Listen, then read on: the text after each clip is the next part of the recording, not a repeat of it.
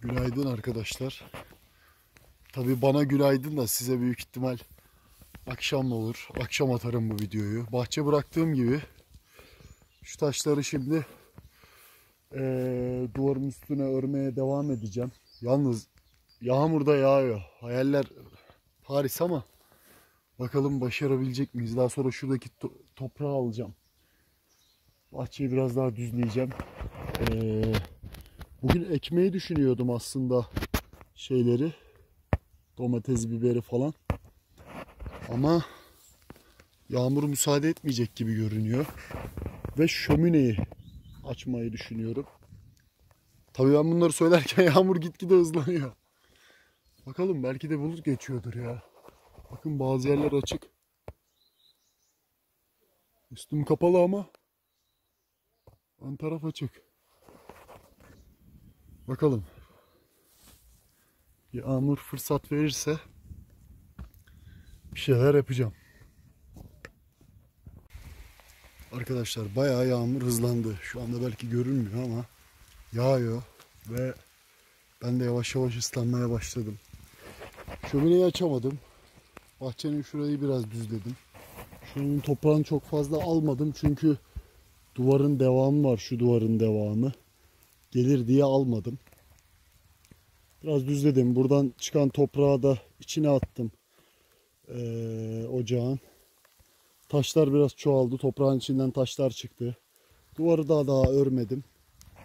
Bahçe duvarını. Ben gideceğim şimdi. Zaten yorgunum. Gece çalıştım ben. Hava güzel olur öğleye kadar. Öğleye kadar biraz çalışırım dedim ama maalesef havanın azizliğine uğradık. Ne güzel, hava güzel yani. Havadan şikayetim yok.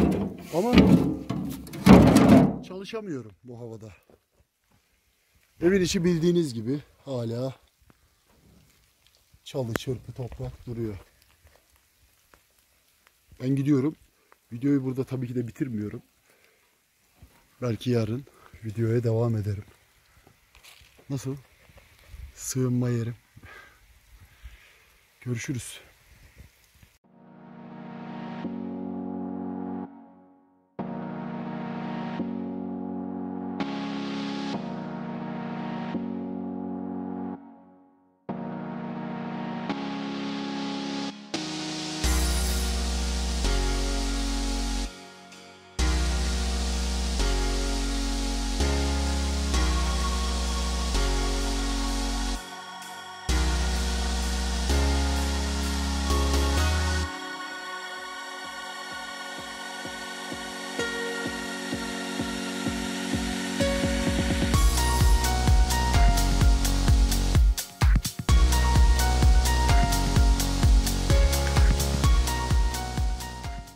Şömineyi açtım ama üstüm, başım, yüzüm, gözüm hep battı. Ve bakın şömineyi açarken içinden ne buldum? 2 tane kovboy silahı, hem de kovboy marka.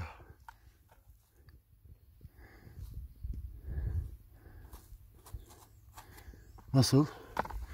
Bir de şöyle bir burç gibi bir şey buldum. Demirden. Bayağı bildiğin demir yani. Ama çok fena toz çıktı. Yüzüme gözüme hep girdi. Bacayı ben üstteki taraftaki duvarı indirirken bacanın içine biraz taşlar düşmüştü. O taşlar içine şeyle vurunca, keserin sapıyla vurunca çıktı. Yani şu anda baca da faal. Burada bir ara bir şeyler bir pişirip yiyip içeriz inşallah. Hava açtı tekrardan. Öğleden önce yağmur görünmüyordu ama güzel bir yağmur yağdı. Kaçtım ben de, gördünüz. Ondan sonra geri geldim. Şimdi öğleden sonra sağanak yağmur görünüyor tekrardan. O yüzden öğleye kadar şu taş duvarı yapabildiğimi yapacağım. Üstüne biraz ekleme yapacağım. Sonra Abbas Yolcu. İzlemede kalın.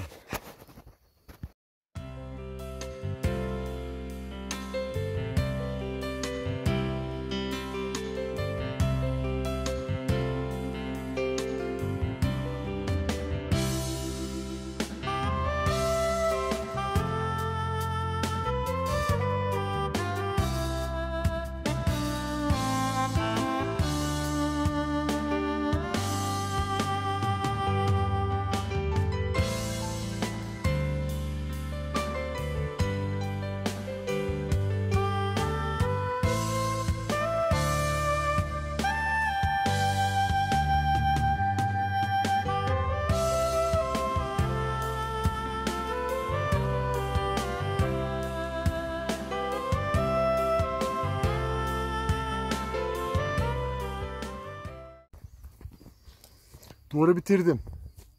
Tamam, artık istediğim seviyeye geldi duvar. Taş da bayağı bir arttı. Şömineyi de açtım. Şöminenin içinden bayağı bir taş çıktı.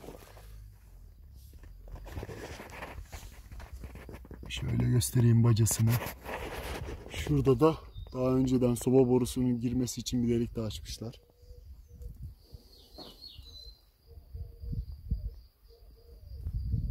Şimdi şunu biraz kurcaladım arkadaşlar. Bu arkaya doğru çektim, arkaya geldi. Şu önünde biraz toprak ve taşlar var. Ağaç çıktı altından bir tane. Şimdi gözüm kesti yani benim bunu. Ön tarafını düzenleyeyim. Allah kuvvet verirse aşağıya yuvarlaya yuvarlaya atarız. Yolun ortasında bir tane taşım vardı. Hatırlarsınız, belki şuradaydı. O taşı da buraya aldım. Oturmaya bir yer yaptım kendime. Şöyle şöminenin yanında, ocağın yanında. Ocakta da inşallah bir şeyler pişirmeye, çay may demlemeye başlarız. Yemek yemeye belki bundan sonra eve gitmem. Öyle. Şurayı da gördüğünüz gibi biraz düzledim. Ama şimdi gidiyorum. Hava güzel. Eve gideceğim. Yemek yiyeceğim. Bir iki saat oyalanırım. Hava bozmazsa geri döneceğim. Bozarsa istirahat edeceğim. Öyle arkadaşlar. Bir sonraki videoda büyük ihtimal şu betonu aşağıya alma çabalarımı izlersiniz. Öyle çok işlem yapıyorum. Her işlemi çekemiyorum. Hele sabah ilk geldiğimde mesela video hak getire. Bismillah deyip direkt işe balıklama atlıyorum. Sonra diyorum ki lan video çekseydim keşke. Öyle çok çekmediğim oldu. Ama Allah'tan şömineyi falan açarken çektim. Şunu ocağı yaparken çektim. Duvarı örerken çektim. Yine onlardan güzel içerikler çıktı. Biraz önce yine komşular geldi. Onlarla muhabbet falan ettik. Fikirler veriyorlar da. Şu duvar konusunda hala kararsızım. Bakın şurada da daha önceden bir gömme dolap varmış. Demiştim ya, bu bahçe zamanında evin içiymiş. Bu ocak evin içine bakan ocak yani.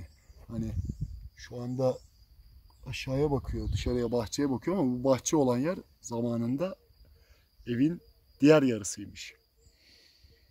Yani bu duvarı yıkarsam, yeni duvar örmem çok zevkli olacak.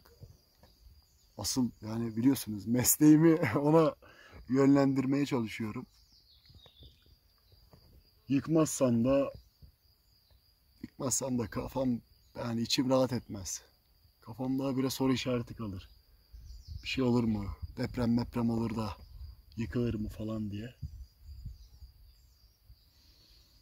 Bakacağız.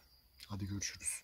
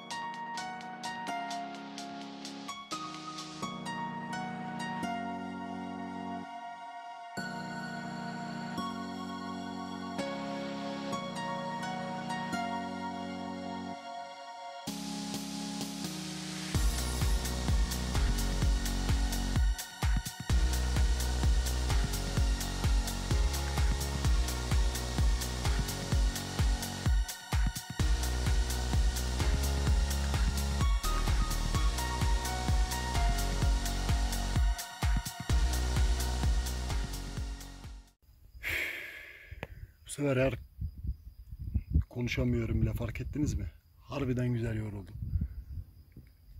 Orayı biraz düzledim. Bahçenin sol tarafına. O büyük kayanın etrafını biraz açtım. Önünü düzlemeye çalıştım da tam düzleyemedim. Çok yoruldum. Selahattin abi geldi. Biraz onunla muhabbet ettik. Muhabbet bahanesiyle biraz dinlenmiş olabilirim. Hala tam dinlememiş de olabilirim. Bu taraf biraz açıldı gördüğünüz gibi. Şimdi O taşı getirme zamanı, kayayı. Selahattin abi şey diyor. Traktörle çekelim diyor da. Beni biliyorsunuz, ben biraz uğraşmayı seviyorum. Gerek yok traktörle çekmeye. Bakalım onu. Şimdi buradan düz getiremeyebilirim. Şu tarafa doğru takla attırıp buradan böyle şu köşeye koymayı düşünüyorum. Çok güzel düşünüyorum değil mi? Çok güzel düşünüyorum da bakalım uygulamaya gelince Allah. Elim telefonu tutamıyor daha. Ben yorulmuşum. Ben bir 5 dakika daha dinleneceğim. Bir 5 dakika daha dinleneceğim. Nasıl bir yol izleyeceğimi düşüneceğim. Ondan sonra hurra.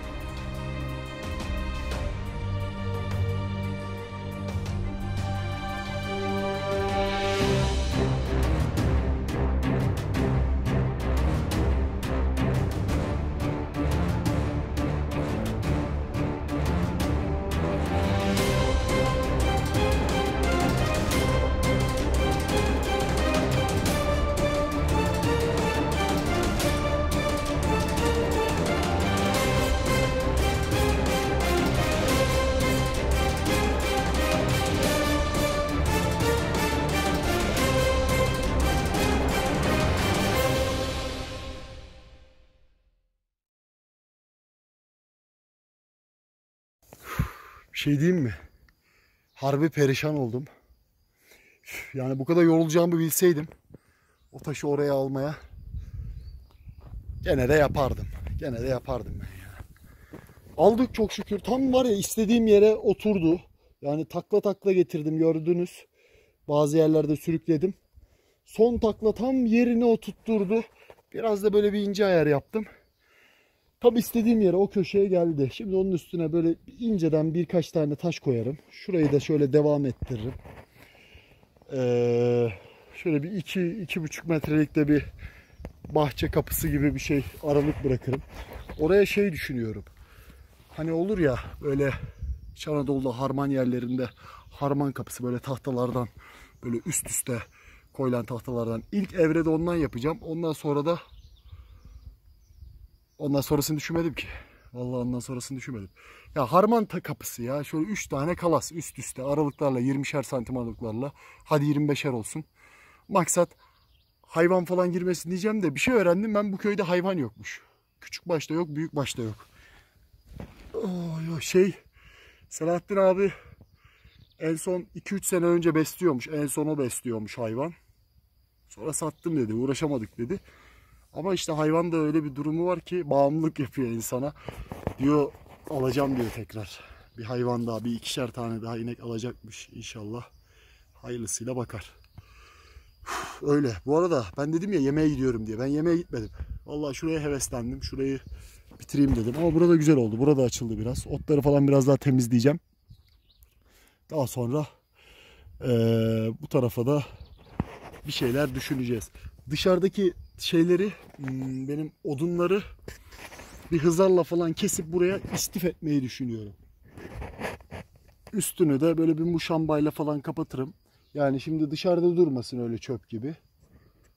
Şeye koymayı düşünüyorum. Elim de çok titriyor değil mi? Öyle yoruldum ki elim kamerayı, telefonu tutamıyor. Telefon şu an ağır geliyor. Harbiden yoruldum ha. Öyle arkadaşlar. Bu sefer yemeğe gidiyorum abi. Bu sefer hakikaten gidiyorum. Öğleden sonra gelebilirim. Hava güzel. Hava güzel. Bakalım öğleden sonra gelirsem de büyük ihtimal o taş duvarı devam ettiririm. Bayağı bir taş çıktı. Şurada artan taşlar da var. Orayı kapatırım. Şöyle bir evin, bahçenin sınırları bir belli olsun değil mi? Bir kendine gelsin. Şarjım da %15. Artık gitme vakti gelmiş. Görüşürüz. Allah'a emanet olun. İzlemede kalın.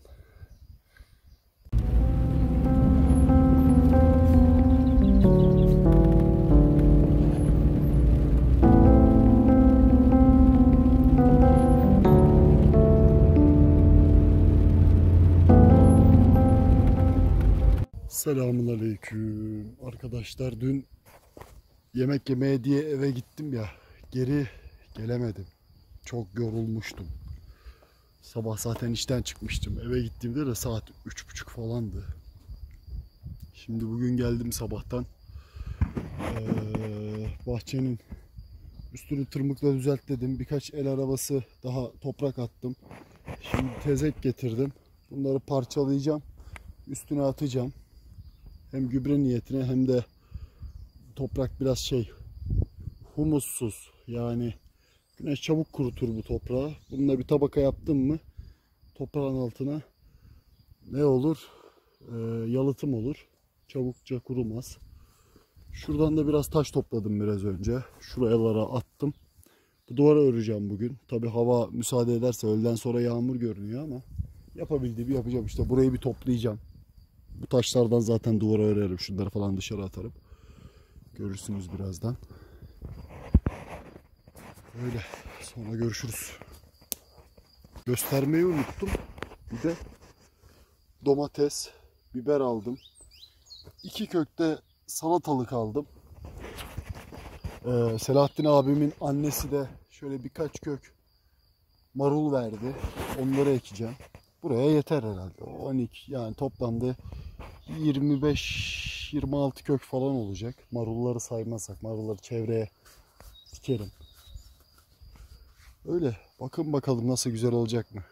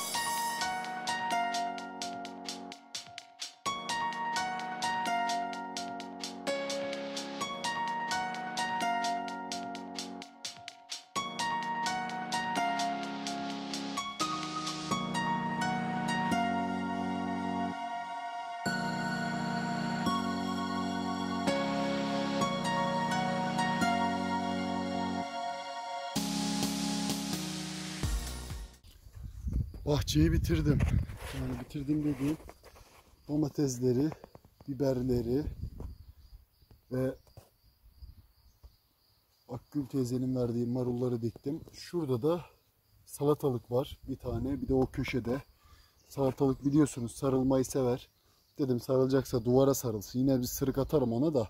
Bu domatesler de sırıklık olabilir olmayabilir. Tam olarak bilmiyorum ama öyle çok fazla uzayan sırıklardan değil. Etrafına da bakın marulları diktim. Şimdi geç olmadan can suyu vermem lazım bunlara. Sonra da şeye geçeceğim. Bahçe duvarına geçeceğim. Buraları falan biraz toparlayacağım.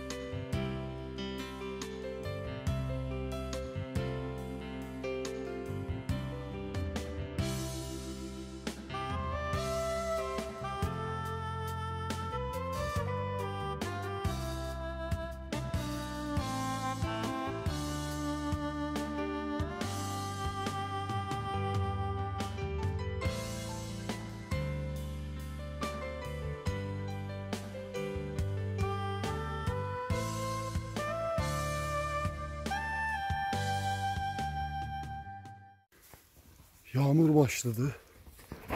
Bunları biraz bitirdim. Yani biraz bitirdim. Tam olarak bitmedi. Biraz kalınlaştırıp bir sıra daha çıkacağım. Aynı şekilde onu da öyle yapmayı düşünüyorum. Biraz daha sağlam olsun diye. Çünkü komşular diyor ki burada çok şiddetli rüzgar oluyormuş. Sonbaharda falan. O rüzgar bu duvarı yıkar diyorlar yani. O kadar şiddetli rüzgar oluyormuş. Evin içi hala bildiğiniz gibi. Ama bak, çalılar hala duruyor. Büyümeye devam ediyorlar. Şunları yukarıdan söktüklerim. İlk videodan hatırlarsınız. Yukarısı çalı çırpıydı. Sonradan temizledim bayağı. Burası da aynı bu şekilde duruyor. Buradan bir 4-5 el arabası daha aldım. Bahçeye toprağını tamamlamak için. Bahçemin de biraz önce can suyunu verdim duvara başlamadan önce. Yağmur da yağıyor. Zaten bu aralar bu sene bayağı güzel yağmur yağıyor. Herhalde güzel yetişirler yani. Bir ince şey de atmayı düşünüyorum. Gübre. Büyükbaş hayvan gübresi. Bakalım nasıl olacak. Ben gidiyorum. Videoyu da burada bitiriyorum. Hafta içi ya da hafta sonu bir video daha yaparım. Görüşmek üzere. Askerden bir tertibim var. Ömer Burak sayılır diye. Sürekli çalışıyorsun da arada bir su iç diye yorum yapmış videonun bir tanesinin altına. Hakikaten su içmiyor değilim ama su içmeyi çoğu zaman unutuyorum. İşe kendimi verince iştahım gidiyor. Yemek yiyeceğim diyorum. Saat mesela 12-1 gibi yemeğe gideceğim diyorum. Bir bakmışım saat 3-4 olmuş. Anca yemeğe gidebiliyorum. Bu Burak için.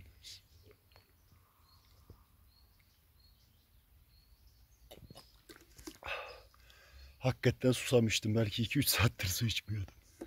Hatta bugün hiç içmedim diyebilirim yani işe geldiğimden beri. Görüşürüz arkadaşlar. Kendinize bakın.